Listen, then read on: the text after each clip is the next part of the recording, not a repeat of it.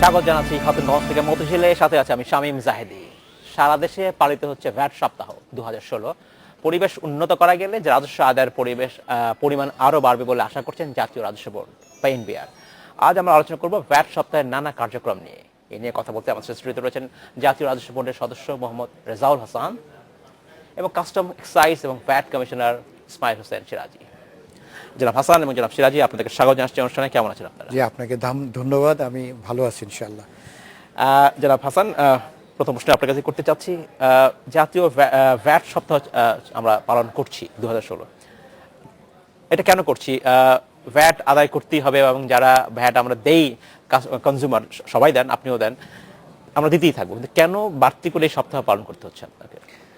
দেখুন, দেশে একটা বিনিয়োগ বান্ধব পরিবেশ তৈরি এবং সরকারের যে মধ্যম আয়ের দেশে পরিণত হওয়ার জন্য আমাদের যে অর্থের প্রয়োজন, এছাড়াও আমাদের যে উন্নয়ন কার্যক্রম এগিয়ে যাচ্ছে, সেই সব উন্নয়ন কার্যক্রমে আমরা যাতে নিজস্ব অর্থায়ন যোগান করতে পারি, সেই অর্থ যোগানের জন্য আমাদের সকলেরই এই ভ্যাট প্রদানের সঙ্গে সম্পৃক্ত হওয়া দরকার। কিন্তু আমরা লক্ষ্য করেছি যে এই সম্পৃক্ততার মধ্যে মানুষের সাথে এবং আমাদের কর আদায়কারী বা কর প্রদানকারী এই প্রতিষ্ঠানের সাথে যে সহজ সম্পর্ক হওয়া দরকার, যে স্বাভাবিক সম্পর্ক হওয়া দরকার, যার মাধ্যমে আমরা মনে করছি যে মানুষের মধ্যে একটা জাগরণ আসবে, মানুষের মধ্যে একটা অ্যাওয়ারনেস আসবে। তারা বুঝবেন যে হ্যাঁ, আমার এটা কর্তব্য। তিনি যখন একটি পদ্মা সেতু দেখবেন, তখন মনে করবেন যে আমার দেওয়া ভ্যাটের অর্থ এখানে আছে, আমি এই সেতুর একজন মালিক। এবং এরকম প্রতি উন্নয়নকে দেখে দেখে মানুষ যাতে কর দিতে উদ্বুদ্ধ হয়, সেই কারণে জনগণের সম্পৃক্ততা, করদাতাদের সম্পৃক্ততা এবং ব্যবসায়ী সমাজের সম্পৃক্ততা সবাইকে একটু উজ্জীবিত, একটু জাগ্রত করার জন্য এই ধরনের একটা সপ্তাহ আমরা হাতে নিয়েছি, যাতে আমরা রূপকল্প 21-কে আমরা অর্জন করতে সক্ষম হই। এর ফলে ফলাফল কেমন পেয়েছেন? এমনই না যে এবার প্রথম করছেন, কিন্তু ফলাফলটা কেমন? যথেষ্ট ভালো ফলাফল আমরা এটা লক্ষ্য করেছি। যে আপনারা গত বছরও ভ্যাট দিবস দেখেছেন, তার আগেও ভ্যাট দিবস দেখেছেন, এবারে যারা ভ্যাট দিবসে গিয়েছিলেন তারা দেখবেন যে আমরা একটা ছোট্ট মেলার আয়োজন করেছিলাম।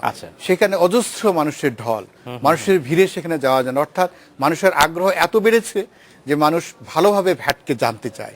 এই যে মানুষের আগ্রহ, এটা তো আমরা তৈরি করতে পেরেছি এবং আগামীতে আমাদের প্রোগ্রাম হচ্ছে আমরা আরো ভ্যাট মেলা করব। ধন্যবাদ। আমি আপনার কাছে ফিরে আসবো। জনাব সিরাজি, আপনার কাছে আমি জানতে চাচ্ছি যে কি ধরনের ঠিক কার্যক্রম আপনারা ভ্যাট সপ্তাহ উপলক্ষে করছেন? জনাব হাসান বললেন যে আপনারা মেলাও করছেন, আর পাশাপাশি কি ধরনের সেবা দিচ্ছেন এখান থেকে আপনারা? ধন্যবাদ আপনাকে। আসলে জাতীয় ভ্যাট দিবস এবং ভ্যাট সপ্তাহ আমরা এখন বর্তমান জাতীয় রাজস্ব বোর্ডের তত্ত্বাবধানে আমরা পরিচালনা করছি। আপনি জানেন যে 10ই ডিসেম্বর আমাদের মূসক দিবস উদযাপিত হয়েছে। সেদিনে একটি বর্ণাঢ্য র্যালি করেছি আমরা, এবং এটি স্বতঃস্ফূর্ত, তারকা সমৃদ্ধ ছিল, স্টেক হোল্ডার্স ছিল, আমাদের সর্বস্তরের কর্মকর্তা কর্মচারী ছিলেন। এটি একটি চমৎকার একটি র্যালি হয়েছে। আর দেশ জুড়ে পত্রিকাতে ক্রোড়পত্র, জাতীয় পর্যায়ে বিভিন্ন ধরনের সভা সেমিনার, এবং আমাদের যে বিভিন্ন জেলা পর্যায় থেকে উপজেলা পর্যায়ে এই দিবসটি পালিত হয়েছে, এবং এই সপ্তাহটি এখন চলছে 9 থেকে 15 পর্যন্ত, এবং মেলা চলছে। গতকাল আমাদের সেরকম একটি সভা হয়েছে আমাদের নির্মিতব্য জাতীয় রাজস্ব বোর্ড শেরেবাংলা নগরে। সেখানে মাননীয় অর্থমন্ত্রী মহোদয় ছিলেন, বাণিজ্য মন্ত্রী মহোদয় ছিলেন, অর্থ প্রতিমন্ত্রী মহোদয় ছিলেন। একটি সেখানে একদম জনস্ফূর্ততা এবং কিভাবে তারা ভ্যাট দেবে, যেটি আমাদের রেজাউল হাসান মহোদয় বলেছেন, আমরা সেটি দেখতে পেরেছি। ধন্যবাদ জনাব সিরাজি। আমাদের নিতে হবে ছোট্ট একটি বিরতি। আমরা নিচ্ছি 1 মিনিটে একটি বিরতি। ফিরছি আবার আলোচনায়। জনাব হাসান, আপনাকে জানতে চাচ্ছি এই বিষয়ে আরেকটি বিষয়, সেটা হচ্ছে যখন আপনি ভ্যাট সপ্তাহ বলছেন, তখন আমি একটা বিষয় নিয়ে আলোচনা করতে চাই। প্যাকেজ ভ্যাট ব্যবসায়ীদের জন্য একটি বিশেষ ব্যবস্থা গত 2004 সাল থেকে আছে, এবং এই বছরের বাজেট ঘোষণা করার সময় অর্থমন্ত্রী বলেছিলেন যে 2016 সালের জুলাই থেকে এই প্যাকেজ ভ্যাট থাকবেন, এবং ভ্যাট আইন কার্যকর করতে হলে সবাইকে ভ্যাট দিতে হবে, প্যাকেজ বাহির আসতে হবে। এটা নিয়ে বিভিন্ন সময় দেখা যাচ্ছে এখনো বিসিসিআই থেকে বলা হচ্ছে, তারা আশাবাদ করছেন যে প্যাকেজ ভ্যাট থাকছে, এবছরও থাকছে, এবং প্যাকেজ ভ্যাটের যে হার ছিল 14,000 টাকা একটা ক্ষুদ্র ব্যবসায়ীর জন্য, সে রেট অবশ্য বাড়তে পারে। আপনার কি মনে হয়, একজন এনবিআর এর ঊর্ধ্বতন কর্মকর্তা হিসেবে আপনার কি মনে হয় যে প্যাকেজ ভ্যাট থাকা উচিত কি উচিত নয়? দেখুন, এটা বলতে গেলে আমাকে একটুখানি সময় নিতে হবে। সেটা হচ্ছে যে শুরুতে যখন ভ্যাট চালু করা হয়, সে সময় কিন্তু 1991 সনেও 15% ভ্যাট ছিল। পরবর্তীতে যারা ক্ষুদ্র ব্যবসায়ী তারা চাইলে নিজে থেকে আগ্রহ প্রকাশ করলেন যে তারা ভ্যাট দিতে চান, সেই কারণে তাদের জন্য একটা ছোট রেট করা হোক। তো সেই হিসাব করে আমরা 1995 সনে ওনাদের জন্য একটা 1.5% ভ্যাটের ব্যবস্থা করা হয়। তো তাতেও ওনারা সন্তুষ্ট হতে পারলেন না। বিভিন্ন সময় চেম্বার থেকে, ফেডারেশন থেকে আমাদের কাছে আবেদন নিবেদন আসে। এরপরে 2001-2 সালের দিকে আলোচনায় সাব্যস্ত হয় যে যারা সিটি কর্পোরেশন এলাকায় কিংবা জেলা পর্যায়ে এই সমস্ত কিছু করদাতাকে একটা প্যাকেজের আওতায় এনে কিছু প্যাকেজ ভ্যাট দেওয়া হয়। এই কনসেপশনটা ভুল এই জন্য যে আপনি জানেন এর আগে 24 লক্ষ টাকা পর্যন্ত কোনো ভ্যাট বা টার্নওভার ট্যাক্সই ছিল না, জি, এখনো নেই। নতুন আইনে 30 লক্ষ টাকা 30 লক্ষ টাকা বলা হচ্ছে। এর মধ্যে কোনো ভ্যাট বা প্যাকেজ নেই। এখন বলা হচ্ছে প্যাকেজ ভ্যাট। এটা হওয়ার কথা হচ্ছে একটা ক্যাপাসিটি ট্যাক্স অথবা প্যাকেজ অনুদান। কারণ হচ্ছে এটার কোনো রেটের মধ্যে পড়ে, রাইট। আপনি যদি এটাকে টার্নওভার ট্যাক্স যেটা সর্বনিম্ন 3% এখনো আছে, নতুন আইনেও আছে, এটা যদি ধরেন তাহলে 7 লক্ষ টাকা কারো বার্ষিক টার্নওভার হলে 3% 21,000 টাকা তার ট্যাক্স। সুতরাং এটা আইনের কোনো কনসেপ্টের মধ্যে পড়ে না, আইনানুগভাবে এটাকে গ্রহণযোগ্য হয়। এবং সেই সময় এনবিআর এই জন্য একসেপ্ট করেছিল যে মানুষের মধ্যে করটা দেওয়া বা কর আদের একটা হেবিট গ্রো করুক, মানুষের অভ্যাস হোক, কিছু কিছু করে দিয়ে সরকারি কোষাগারে যাই পড়ুক, অন্তত মানুষের মধ্যে এই আভা সৃষ্টি হোক যে আমরা কর দিই। সেটা আর এখন যে পর্যায়ে আমরা আছি, দেশ যেভাবে এগিয়ে যাচ্ছে, এখন তাতে করে এটার কোনো প্রয়োজন মনে হয়। আপনার মনে হয় ভ্যাট দেওয়া উচিত? ধন্যবাদ জনাব হাসান। আমি আপনার কাছে ফিরে আসবো জনাব ইসমাইল হোসেন সিরাজ। আপনার কাছে জানতে চাচ্ছি, নতুন আইনে জনাব হাসান বলছিলেন যে ব্যবসা প্রতিষ্ঠানের বার্ষিক টার্নওভার 30 লক্ষ টাকার নিচে তাদেরকে ভ্যাট দিতে হবে না, তার বেশি যা তাকে দিতে হবে। প্রবলেমটা হচ্ছে যেটা, কার 30 লক্ষ টাকা বার্ষিক টার্নওভার এইটা যাচাই করা মুশকিল। এটা কিভাবে আপনারা করেন? এটা একটা নিরন্তর দ্বন্দ্ব। ব্যবসায়ী বলছেন না আমার 29 লক্ষ, আপনি বলছেন না আপনার 30 লক্ষ 1,000। এটা কিভাবে সমাধান করেন? ধন্যবাদ, চমৎকার কোশ্চেন। তবে আমি একটু কানেকশন টানছি আপনার প্যাকেজ ভ্যাট নিয়ে। আসলে এই যে ভ্যাট ভীতি একটা কথা বলে, আমি মনে করি যে এটি একটি অজ্ঞতাবশত একটি কথা। আসলে যদি আমরা জানতে পারি আইনটি, তাহলে কিন্তু আসলে শঙ্কার কোনো কারণ নেই। আমরা অত্যন্ত আন্তরিক, হ্যাঁ, ও আমাদের অংশীজনের সাথে, আমাদের ব্যবসায়ীদের সাথে। নতুন আইনে যে 30 লক্ষ টাকা পর্যন্ত করমুক্ত করেছে সদাশয় সরকার, এতটাই হতদরিদ্রের জন্য বিবেচনা করে 30 লক্ষ টাকা পর্যন্ত মুক্ত। কিন্তু প্যাকেজ ভ্যাটের মধ্যে যেই ট্যাক্সটি দিচ্ছে, সেখানে কিন্তু 7 লক্ষ টাকা মতো বার্ষিক যদি তার টার্নওভার হতো, তাতেই কিন্তু সে প্যাকেজ ভ্যাট 28,000 টাকা করে সে দিচ্ছে। এখন এই কথাটি আপনাদের টেলিভিশন চ্যানেলের মাধ্যমে আমি সবাইকে জানাতে চাই যে 30 লক্ষ টাকা পর্যন্ত যাদের বার্ষিক টার্নওভার, তাদেরকে কোনো মূসক বা ভ্যাট দিতে হবে না। তো সুতরাং তাদের কোনো শঙ্কার কোনো কারণ নেই। এটি এখন 30 লক্ষ টাকা পর্যন্ত আপনি ভ্যাট দেবেন না, 30 লক্ষ থেকে 80 লক্ষ টাকা পর্যন্ত শুধুমাত্র আপনি 3% টার্নওভার কর দেবেন, সেখানেও ভ্যাট নেই। 80 লক্ষ টাকার উপরে যদি আপনার বার্ষিক টার্নওভার হয়, তখনই শুধুমাত্র আপনি ভ্যাটের জন্য প্রযোজ্য হবে।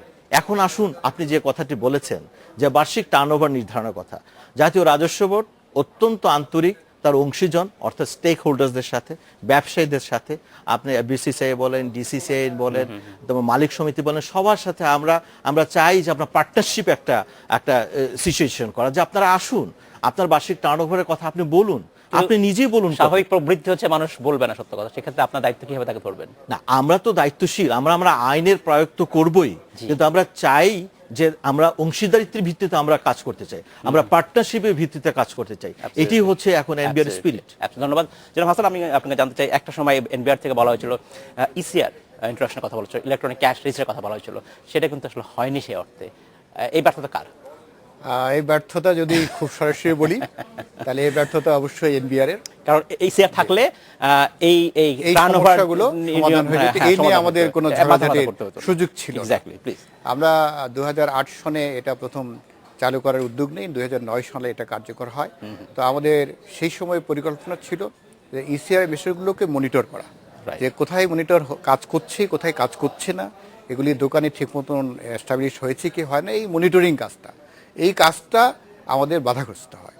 এবং আপনাকে এটা বলতে দ্বিধা নেই যে যে কোনো প্রোগ্রেসিভ কাজ বা অটোমেশন জাতীয় কাজ যখন অফিসার বা যারা ইউজার ট্যাক্স পেয়ার তাদের যে স্বাধীন ক্ষমতা এটা নিয়ন্ত্রিত হয়, হ্যাঁ। তখন তারা কেউ আন্তরিকভাবে সেটা গ্রহণ করতে চায় না। হ্যাঁ, সেটাই। এবং নতুনকে গ্রহণ করার একটা কুসংস্কৃত আমাদের মধ্যে আছে।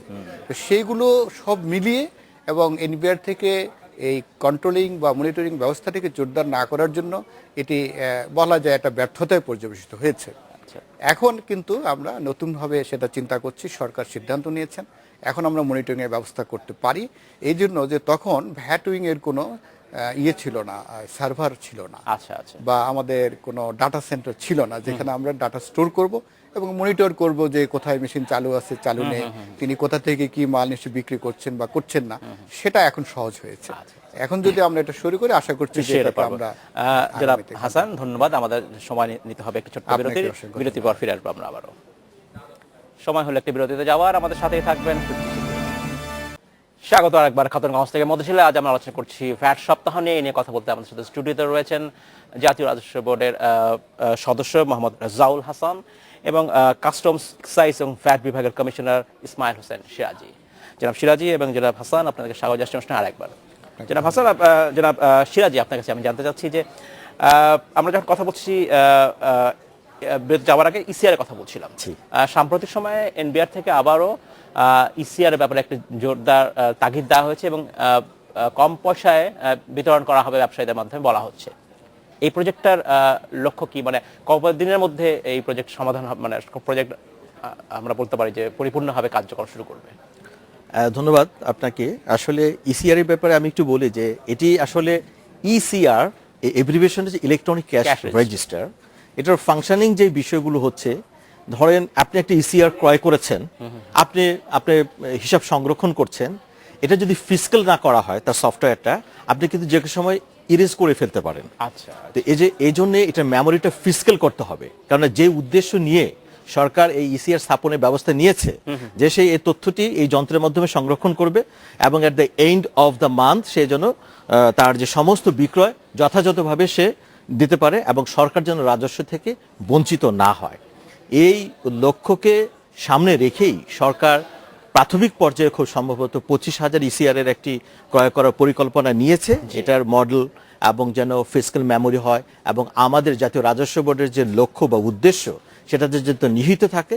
এবং এই বিষয়টি আমাদের জাতীয় রাজস্ব বোর্ড সাম্প্রতিক সময় জানেন যে ভ্যাটকে আধুনিকায়ন করার জন্য, অটোমেশন করার জন্য একটি বিশাল একটি বিশ্বব্যাংক এবং যে সরকারের অর্থায়নে একটি প্রকল্প চলছে, সেই প্রকল্প থেকে অচিরেই এটি ক্রয় করা হবে আমি আশা করছি।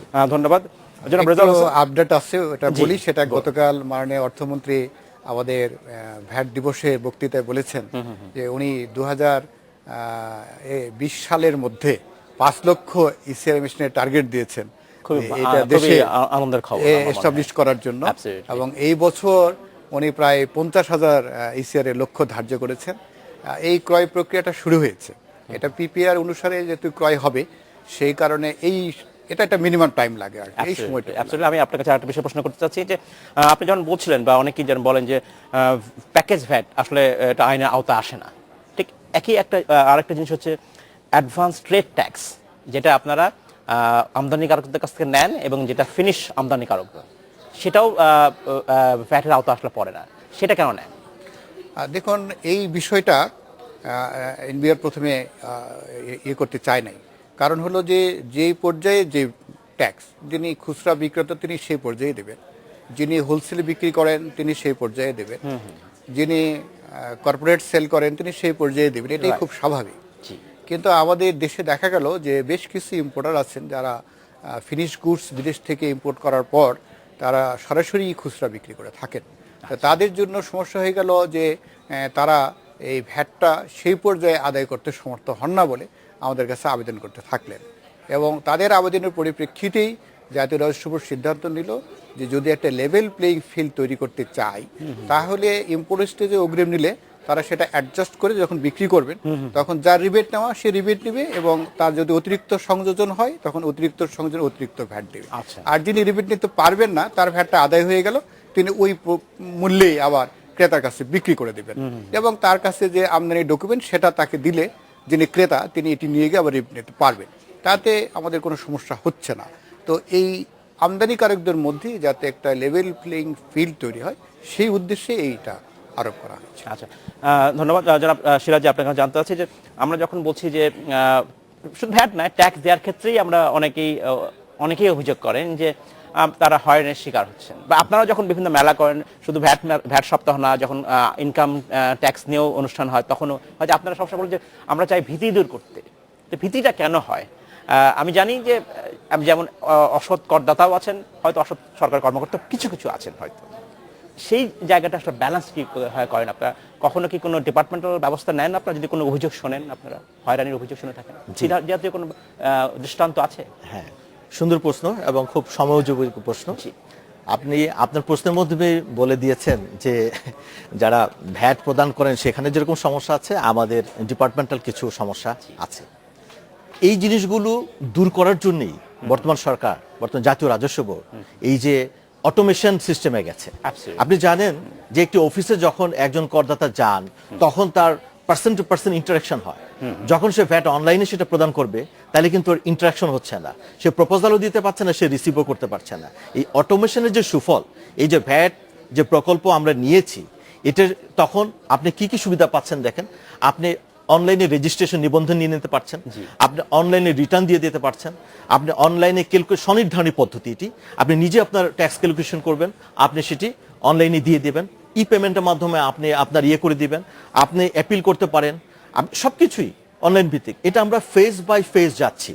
যেহেতু আমাদের একটা অনুন্নত দেশ, শুধুমাত্র আমাকেই অটোমেটেড হলে চলবে না, আমার যে স্টেক হোল্ডার্স আছে তাদেরকে সেভাবে অটোমেটেড হতে হবে। সো এইভাবে আমরা এগিয়ে যাচ্ছি। আমি মনে করি এই অটোমেশন প্রক্রিয়া যদি সম্পন্ন হয়, এবং আপনার যে কোশ্চেন, এটা অচিরেই দূর হবে। আমরা সেটাই আশা করি, আমরা চাই আসলে অটোমেশন আসুক।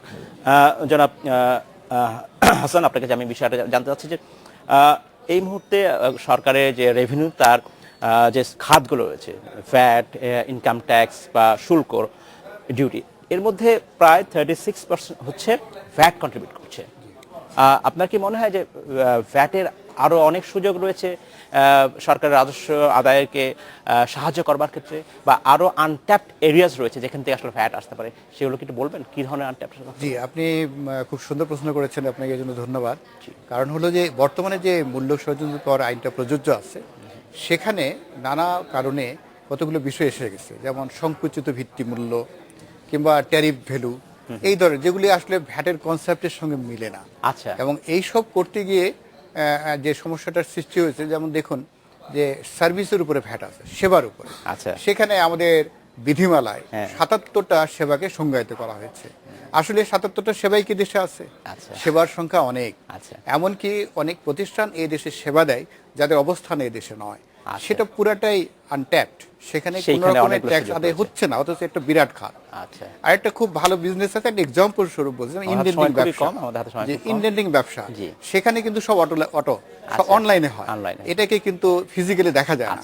ফলে এই ধরনের অনেক খাত তৈরি হয়ে আছে, যেগুলো ভবিষ্যতে আমরা বর্তমান নতুন আইনেরকে এটাকে বলেছি অর্থনৈতিক কর্মকাণ্ড। এবং নিশ্চয়ই আমরা আশা করবো সেই অর্থনৈতিক কর্মকাণ্ডর সবটাকে যদি আমরা আনতে পারি, তাহলে বিশাল একটা। জনাব রেজাউল হাসান, আপনাকে অসংখ্য ধন্যবাদ। জনাব ইসমাইল হোসেন সিরাজি, আপনাকে অসংখ্য ধন্যবাদ। আজ শেষ করতে হচ্ছে, ভবিষ্যতে নিশ্চয়ই আপনার সাথে আমরা আবার কথা বলবো। আপনাকে অসংখ্য ধন্যবাদ। আমরা ইন্ডিপেন্ডেন্ট টিভির সকল দর্শককে জানাই আন্তরিক শুভেচ্ছা। এই ছিল আজকের মধ্যে খাদ্য নিউজ থেকে মধ্যে ছিল, আমাদের সাথেই থাকবেন, দেখা হবে আবারও।